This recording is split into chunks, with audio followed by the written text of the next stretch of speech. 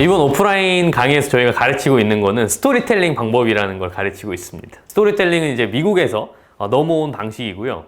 저 같은 경우에 이제 영어를 어떻게 하면은 이제 자연스럽게 배울 수 있을까? 우리 외국에 가면은 영어 실력이 자연스럽게 늘잖아요.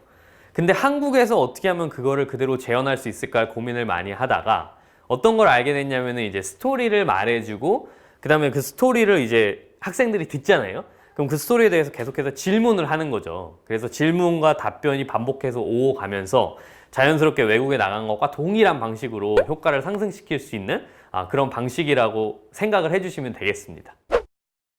기대할 수 있는 효과는 굉장히 다양한데요. 일단 스토리텔링에서 저희가 쓰는 스토리는 한 50개 정도 스토리가 됩니다. 그래서 초급 20개 스토리, 중급도 20개, 그리고 고급 10개.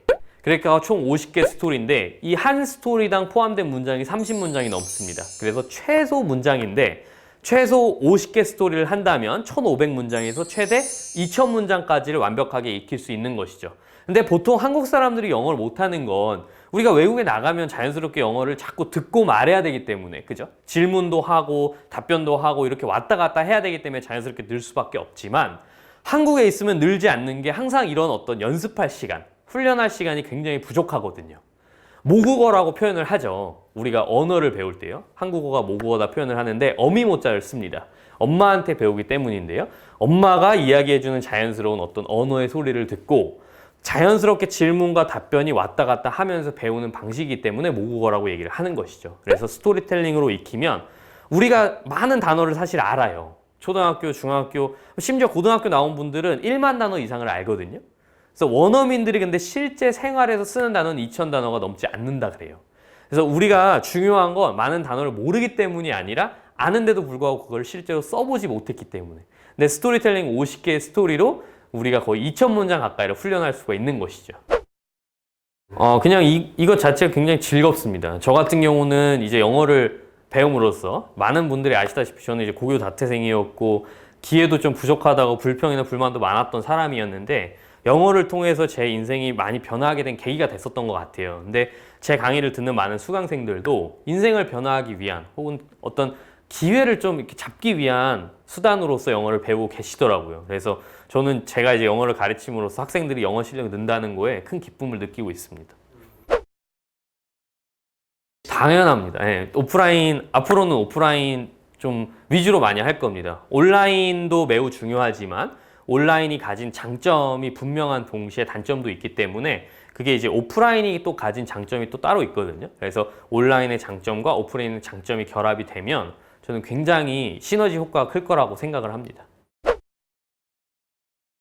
네, 제가 영어를 통해서 인생이 바뀌었듯이 물론 모든 사람이 영어를 통해서 인생이 바뀔 거라고 말하기는 어렵겠지만 제가 충격을 받았던 적이 있어요. 한 번은 JTBC에 불멸의 이순신의 주연으로 나왔었던, 그래서 대스타가 되셨죠. 김명민 씨가 나와서 이 얘기를 하시더라고요. 자기가 만약에 불멸의 이순신의 주연으로 캐스팅이 안 됐더라면 해외에 나가서 새로운 기회를 찾았을 것이다 라는 말을 하더라고요.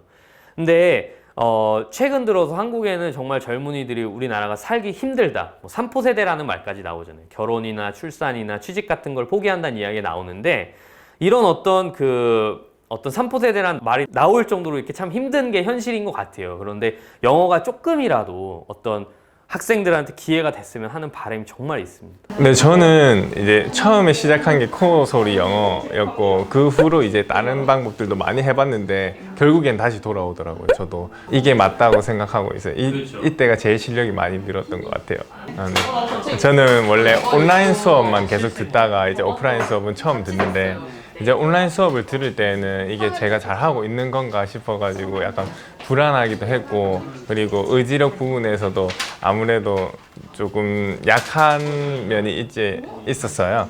네. 그런데 이제 오프라인 수업 들으니까 어떻게 하는지 정확히 짚어주시고 이제 수업 내용도 이제 딱 정해져 있으니까 더 열심히 할 수 있었던 것 같아요. 오프라인 수업을 했을 때 크게 달라진 점은? 크게 달라진 점은 이제 확신을 가지고 어떻게 하는지 확실한 방법을 이용해서 이제 조금 더 공부할 수 있는 것 같아요.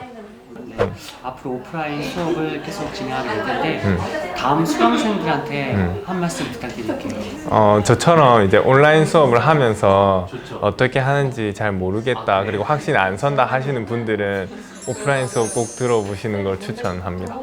안녕하세요. 네, 저는 원어민들과 좀 무탈히 소통을 하고 싶어서 이렇게 코어솔이라는 플랫폼을 찾아와서 공부를 하고 있습니다. 네. 전과 후에 또 차이점이 있을까요? 제 실제 경험을 말씀을 드리자면 제가 이제 전화 영어를 또 같이 하고 있었어요.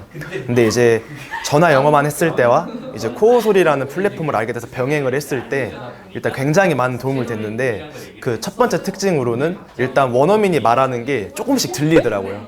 분명히 저는 스토리텔링을 하고 따라를 하고 말을 했는데 오히려 이제 발성을 워낙에 중요시해주고 이제 그 부분을 강조 많이 해주시다 보니까 원어민들의 반음이나 음이 전달이 조금씩 되는 점이 가장 큰 특징이었고, 두 번째로는 아무래도 자신감인 것 같아요.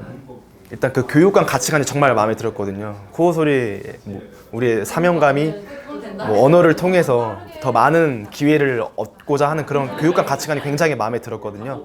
그래서 저는 대표님의 쓴 서적부터 그리고 인터뷰 영상들을 되게 많이 봤는데 신한국 선생님도 하셨으니까 뭔가 평범한 저도 할 수 있겠다라는 자신감이 많이 생기더라고요. 네, 그래서 정말 재미있게 요즘 영어 학습을 하고 있습니다. 네. 다음 수업을 듣는 수강생들한테 뭐 조언이나 하고 싶은 말씀 있으시면 해주시면 좋겠습니다. 일단 첫 경험자로서 말씀을 드리자면 정말 자신감을 갖고 수업에 참여하시면은 어느 순간 본인도 모르게 영어를 즐기고 있다라는 자신을 발견하는 게 가장 좋은 것 같아요. 그러니까 이거를 막 내가 잘하고 못하고가 아니라 너무 초조해하지도 말고 그냥 이 교육 방식을 믿고 따라가다 보면 어느 순간 나도 모르게 조금씩 발전해 가는 모습을 볼 수 있어서 저는 정말 제 주변 지인들에게 지금도 추천을 하고 있거든요. 그래서 정말 강추합니다. 네.